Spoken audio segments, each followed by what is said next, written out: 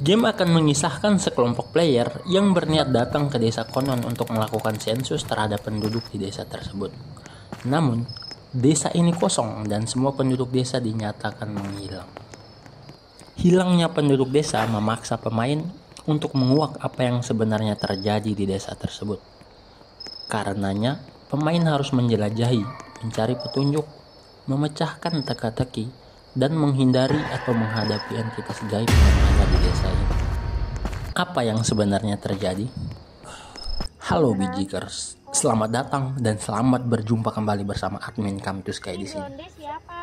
Kali ini kita akan menceritakan kisah game konon, game yang dikembangkan oleh Gabut Studio dan dirilis pada tanggal 22 Agustus tahun 2025. Konon adalah game horor dengan fokus pada elemen eksplorasi dan pemecahan misteri. Inspirasi dan tema sentral game ini didasarkan pada cerita hantu dan mitos horor dari Indonesia. Jadi tunggu apa lagi? Kita masuk saja langsung ke alur cerita.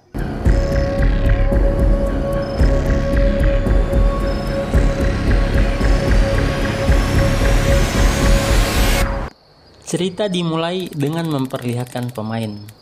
Mari kita sebut saja pemain di sini sebagai Blonde ya teman-teman, yang mendapati dirinya terjebak di suatu hutan yang keberadaannya dekat sebuah desa yang diselimuti misteri. Jalan masuk ke desanya saja berupa lorong yang muncul di antara pegunungan. Setibanya di desa, orang yang harus ditemui tentu saja adalah kepala desa dan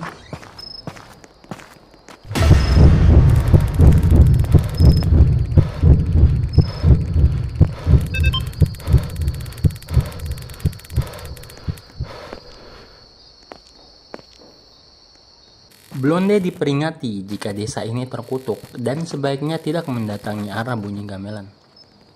Setelahnya si Blonde diharuskan mencari kunci lemari yang memaksa dia dan teman-temannya untuk menjelajahi desa dan menemukan kunci tersebut.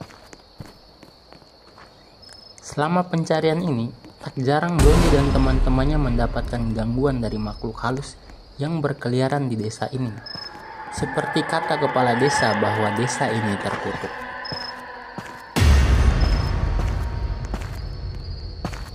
Setelah lemari berhasil dibuka, si Blonde dan kawan-kawan akan kembali menjelajahi desa untuk mencari catatan yang berisi kisah dan petunjuk tentang apa yang sebenarnya terjadi.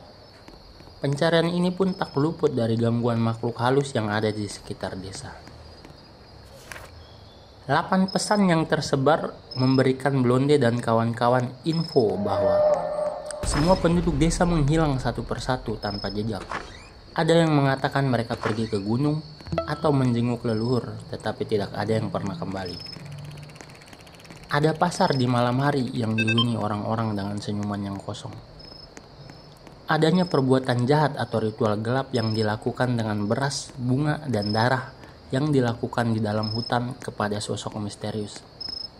Terakhir, Blonde dan kawan-kawan tidak dapat keluar dari desa dan ada entitas yang digambarkan dengan kata mereka yang selalu mengawasi.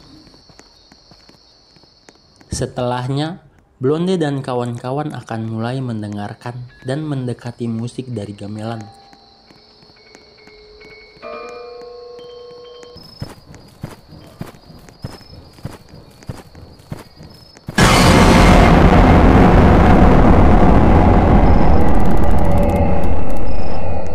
Yang mengarahkan mereka menuju ke dalam gua. Padahal, kepala desa melarang Blonde dan kawan-kawan untuk mengikuti arah bunyi gamelan ini. Dan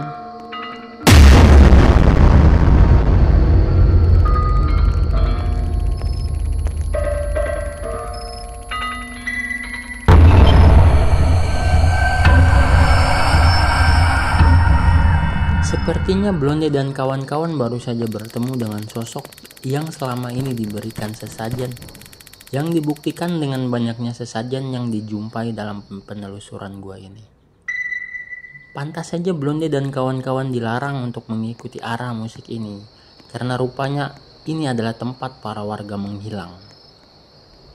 Dalam gua ini terdapat 3 kristal yang tersebar di lorong gua yang gelap dan mencekam. Tugas Blondie dan kawan-kawan adalah mengumpulkan ketiga kristal ini. Kristal-kristal ini sepertinya kunci untuk suatu ritual tertentu. Seperti game horor pada umumnya, Blondie dan kawan-kawan harus siap di jump scare dan menghadapi hantu penjaga gua yang akan menghambat perjuangan mereka.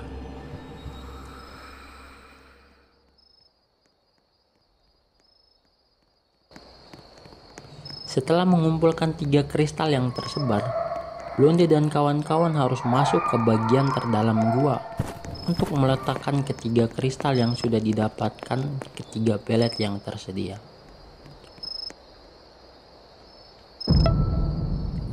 Rupanya ketiga kristal yang dikumpulkan merupakan kunci untuk merusak dan menghancurkan sosok yang diberi sesajen oleh warga desa.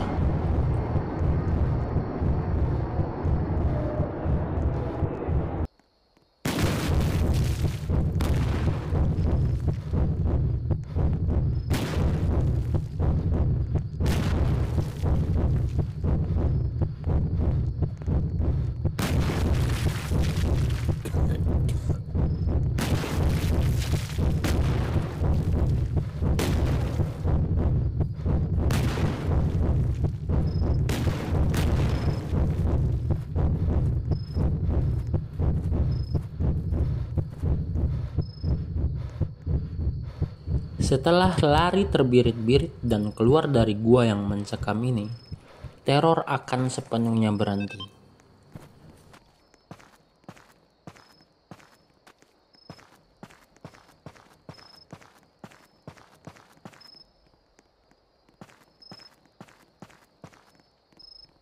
Setelah sedikit berjalan, Blondie dan kawan-kawan menemukan pasar desa yang disebutkan dalam catatan yang ditemukan di desa dan disapa seorang wanita cantik.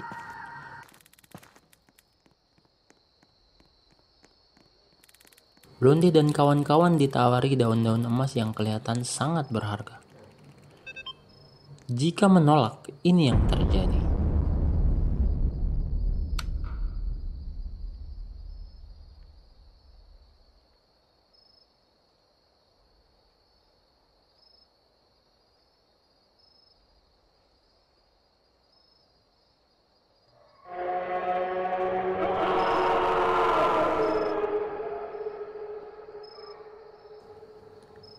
Dan jika menerima, ini yang terjadi.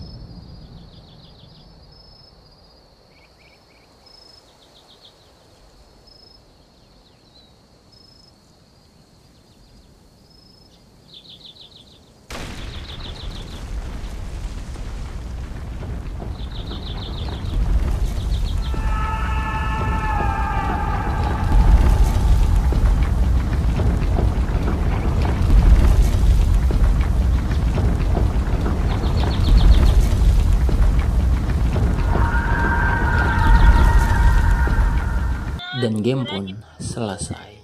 Ya, itu tadi alur kisah dari game Konon ya teman-teman. Yang awalnya Blondie berniat mensensus penduduk di desa Konon, malah berakhir menjadi tokoh pemecah misteri yang terjadi di desa Konon. Tetapi dengan adanya dua ending berbeda, game ini memberikan pilihan buat para pemainnya, selamat atau terkurung di desa. Jadi buat teman-teman sekalian jangan lupa untuk menerima pemberian wanita di akhir game, agar ending kalian semua bahagia ya teman-teman. Kabarnya chapter 2 akan hadir akhir bulan Oktober ini. Buat kalian yang belum main dan sudah menyelesaikan gamenya, jangan lupa untuk memainkan game keduanya ya. Semoga aja bisa tetap seru dan memberikan jumpscare terbaru. Sekian dulu alur cerita game Konon yang bisa admin sampaikan, dan sekiranya ada info atau cerita yang kurang, bisa didiskusikan di kolom komentar agar admin dan teman-teman lain bisa mendapatkan info yang kurang. Terima kasih.